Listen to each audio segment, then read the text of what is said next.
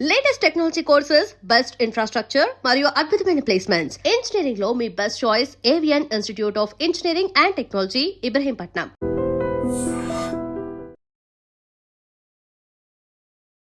నమస్కారం, welcome to I dream. ధర్మ మార్గం విత్ విజిత కార్యక్రమానికి స్వాగతం.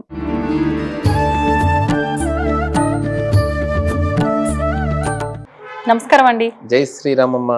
ప్రస్తుతం ఒక పెద్ద సమస్య అందరికీ కూడా, చాలా వరకు ప్రతి ఒక్కరికి ఉండే సమస్య ఏంటంటే ఆర్థిక పరమైన ఇబ్బందులు. ఒకరికి ఉంది, ఒకరికి లేదని కాదు, కానీ కొంతమందికి మాత్రమే లేదేమో. దాదాపు అందరికీ ఉన్న ఇబ్బంది ఆర్థిక పరమైన ఇబ్బంది. మరి ఈ ఇబ్బందులు పోవటానికి అసలు ఏం చెయ్యొచ్చు? ఆర్థిక పరమైన ఇబ్బందులు ఒకటే కాదు, ఒక కుటుంబాన్ని తీసుకుంటే వివాహం వయసు వచ్చిన వివాహానికి అంటే ఇంకా కాకుండా ఆలస్యం అవుతున్న వాళ్ళని చూస్తున్నాము. ఫైనాన్షియల్గా వాళ్ళ ఇంట్లో ఇబ్బందులు ఉన్న వాళ్ళని చూస్తున్నాము. ఆరోగ్యపరంగా ఇబ్బందులు ఉంటున్నాయి. ఒక్క కుటుంబాన్ని, మిడిల్ క్లాస్ కుటుంబాన్ని కనుక మనం తీసుకుంటే 3-4 రకాల ఇబ్బందులు ఆ ఒక్క ఇంట్లోనే మనకు కనిపిస్తున్నాయి. ఇలా తీసుకుంటే సమాజం మొత్తంలో చాలా మంది ఉన్నారు ఇలా ఇబ్బందులు పడుతున్న వారు. అటువంటి వారికి ఏదైనా మంచి పరిహారం కానీ, లేదు మన పురాణాల ప్రకారంగా కానీ, లేదు అనంటే ప్రతి ఇబ్బందికి కూడా నవగ్రహాలకు సంబంధించి ఎన్నెన్నో విధానాలు ఆచరిస్తూ ఉంటాము. అలా చేయటం వల్ల ఇవన్నీ తొలగిపోతూ ఉంటాయి, బాగుంటుంది అని అంటూ ఉంటారు. అలాంటిది ఏదైనా ఉంటే వివరించండి. జై శ్రీరామ్. శ్రీరామభద్రాయ నమః. అన్నిటికీ ఏకైక మార్గము భగవంతుడు. భగవంతుడు అంటే ఎవరు? ఆపదలను తొలగించేటువంటి స్వామి. ఆపదలే కదా, అంతే. ఆర్థికంగా సమస్య వచ్చింది అంటే ఆపద వచ్చినట్టే. రుణ బాధలు పోతలేవు అంటే ఒక రుణం వెళ్ళినా కూడా మరల తిరిగి కొత్త రుణం అవుతూ ఉంటుంది. అంతే. అందుకనే గట్టు మీద గడ్డి, ఈ రుణం కూడా అలానే పెరుగుతూ ఉంటుంది. అంటే ఏ విధానంగా పెరుగుతుందో ఇలాంటి రుణ బాధలు తొలగిపోవాలన్నా, తర్వాత కుటుంబంలో అన్ని సమస్యలు తొలగిపోవడానికి ఏకైక మార్గం మనకు శ్రీమద్ రామాయణంలో అనుగ్రహించారు. శ్రీమద్ సుందరకాండ పారాయణము. అవకాశం ఉన్నటువంటి వారు శ్రీమద్ సుందరకాండ పారాయణము 68 సర్గలు చేసుకోవడం ద్వారా రోజు కూడా కనీసం ఒక సర్గ చొప్పునైనా, లేకపోతే వాళ్ళకి శక్తి ఉంటే, ద్రవ్యం ఉన్నటువంటి వారు, ఆర్థిక స్తోమత ఉన్నటువంటి వారు సంపూర్ణ శ్రీమద్ సుందరకాండ పారాయణం చేయించుకుంటే త్రిభిర్వర్షై త్రిభిర్మాసై అంటే ఒక 3 నెలల్లోనే దానికి తప్పకుండా మార్గం దొరుకుతుంది. పండితులతో చేయించుకుంటే ఇది సామాన్యులు కూడా చేసుకోవచ్చు, ఎవరికి వారు కూడా చేసుకోవచ్చు. కొంచెం రోజు కూడా వారి యొక్క ధర్మాలు ఉంటాయి కదా, ఉద్యోగ ధర్మం, వ్యాపార ధర్మం, వ్యవహార ధర్మం, అవన్నీ కూడా వదులుకొని చేయడం అంటే కష్టం అవుతుంది. ఒక 3 రోజులు పండితులతో చేయించుకోవచ్చు. లేదు అంటారనుకోండి, శక్తి లేదు, మధ్య తరగతి వాళ్ళు ఉన్నారు, చాలా మంది మధ్య తరగతి వాళ్ళు ఉన్నారండి. అసలు ఎవరికి వారు చేసుకుంటేనే అద్భుతమైనటువంటి ఫలితం. ఎందుకంటే కలియుగంలో ఎవరికి వారే ధర్మాచరణ చేయాలి. మన ఆహారం మనం తీసుకుంటేనే కదా మనకు శక్తి వచ్చేటువంటిది. అట్లా మన మీద ప్రేమ తల్లికి ఉంటుంది, అందరికి ఉండాలని లేదు కదా. ఏదో ద్రవ్యానికి చేసి వెళ్తారు, వారిని తప్పు పడతలేం మనం. వారికి ఏదో ద్రవ్యం ఇచ్చి సత్కరించాలని చెప్పారు పండితులకు వారికి. కానీ మనది మనం ఒక హనుమంతుని నమస్కారం చేసుకోవడం, మనకు చేసుకోవడానికి కూడా ఒక మార్గం ఉన్నదండి. ఒకే ఒక శ్లోకం అంది. ఆపదామపహర్తారం దాతారం సర్వసంపదాం లోకాభిరామం శ్రీరామం భూయో భూయో నమామ్యహం. ఇది ఆపదుద్ధారక స్తోత్రం అని మనకు కలదు. అందులో ఉన్నటువంటి ఈ శ్లోకం చాలా పవర్ఫుల్ అండి. ఆపదామపహర్తారం దాతారం సర్వసంపదాం అంటే ఒక్క సంపద కాదు, నువ్వు ఏది కోరుకో ఇది ఒక కల్పవృక్షం లాగా అనుగ్రహిస్తుంది ఈ శ్లోకం.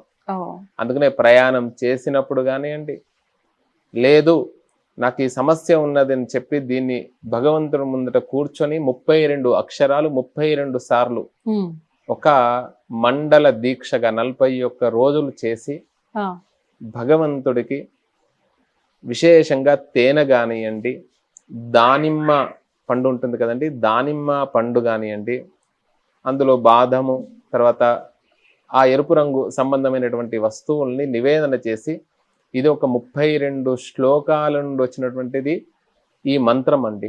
32 శ్లోకాల నుండి వచ్చినటువంటి మహామంత్రం ఈ ఆపదామపహర్తారం దాతారం సర్వసంపదం. అలా 48 రోజులు ఎవరైతే చేస్తారో మండల దీక్షగా చేసి ఆ రాముడికి ఆ హనుమంతుడికి నివేదన చేసి ఇంట్లో ఉండేటువంటి వారంతా కూడా ప్రసాదం తీసుకోవడం ద్వారా ఖచ్చితంగా ఆ ఏ సమస్యలు అయితే ఉన్నాయో ఆ సమస్యలకు పరిష్కార మార్గం దొరుకుతుంది.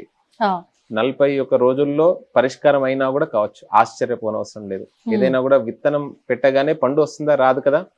ఖచ్చితంగా మనము ఆ విధానంగా భక్తిగా శ్రద్ధతో ఎవరైతే చేస్తారో వారికి తప్పకుండా ఫలిస్తుంది. ఈ శ్లోకము కూడా ఆర్తానాం ఆర్తిహంతారం భీతానాం భయనాశనం ద్విషతాం కాలదండం తం రామచంద్రం నమామ్యహం. ఈ శ్లోకంలో మొదటి అక్షరం ఆ అనే అక్షరం. ఈ ఆర్తానాం ఈ శ్లోకం నుండి వచ్చినటువంటిది ఆ అనే అక్షరం. ఆ పా ఉంది కదండి. పదాంభోజ రజస్పర్శ పవిత్ర మునియోషితే నమోస్తు సీతాపతయే రామాయాపన్ నివారణే. చూడండి, ప్రతిదానికి కూడా ఆపద తొలగించు స్వామి. దా అనే అక్షరం. దానవేంద్ర మహామత్త గజపంచాస్య రూపిణే నమోస్తు రఘునాథాయ రామాయాపన్ నివారణే.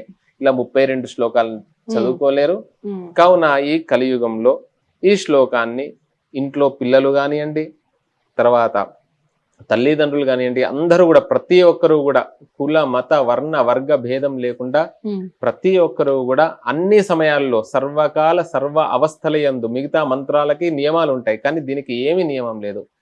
మనం ఏదైతే కోరికలు కోరుకుంటామో, రుణ బాధ పోవాలి అనుకుంటామో దానికి మాత్రం ఒక దీక్షగా చేయాల్సి ఉంటుంది. అలా చేసి మనకు దగ్గరలో ఉండేటువంటి హనుమంతుడు లేనటువంటి ప్రతి వీధిన, ప్రతి గ్రామంన, ప్రతి చోట కూడా హనుమంతుడు ఉండవు.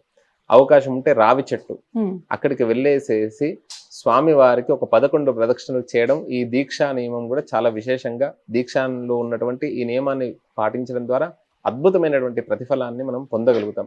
ఈ 48 రోజులు పూర్తయిన తర్వాత హనుమంతుడికి సింధూర అర్చన, శక్తి ఉన్నటువంటి వారు వడమాల. రుణం ఏమిటి అంటే కుజుడికి మినుములు చాలా ఇష్టమైనటువంటివి. ఆయనకు అందుకనే ఆ మినుముల్ని ఇస్తుంటారు. ఆ మినుముల ద్వారా చేసినటువంటి వడలు. అందుకనే ఇంటికి ఇనుము, వంటికి మినుము అని ఉన్నారు అన్నట్టు. అందుకనే మినప పప్పు తింటూ ఉండాలి. కందిపప్పు ఏమిటి అంటే సంతానానికి. ఈ బియ్యం అంటే ఒక్కొక్క దానికి చంద్రుడికి ప్రతీక. చూడండి, ఎన్ని పదార్థాలు తిన్నా కూడా అన్నం తింటే అమ్మాయి అంటాం. ఒక 4 రోజులు బయట రాష్ట్రానికి వెళ్ళేసి అక్కడ మనకు అన్నం దొరకది. ఇక్కడికి వచ్చిన తర్వాత 4 రోజుల తర్వాత అమ్మాయి ఇంటికి వచ్చి అన్నం తింటే అదొక సంతృప్తి అన్నట్టు. అట్లా ఒక్కొక్క ధాన్యం విశేషం కూడా ఉన్నది అన్నట్టు. నవధాన్యాలు అంటే కూడా విశేషంగా దాని గురించి మనం ఇంకొక మాట్లాడదాం తప్పకుండా. అట్లా ఈ శ్లోకాన్ని ఎవరైతే పఠిస్తారో వారికి ఆపదలు తొలగి తప్పకుండా సంపదలు కలుగుతాయండి. జై శ్రీరామ్. జై శ్రీరామ్ అండి, ధన్యవాదాలు. తవ్వుతున్న శివలింగం సరే, దాన్ని అట్లా కప్పేసేయండి, చూపించదండి. Krishna is there. మూర్తి పూజ కాదు, సాక్షాత్ బ్రజేంద్ర నందన భగవాన్ ఉన్నారు మూర్తిలో. ఏమీ ఆశించకుండా ఆరాధించే వాళ్ళు కూడా ఉన్నారా ప్రభుజీ? నిజమైన భక్తి అంటే మనకు తెలియదు కాబట్టి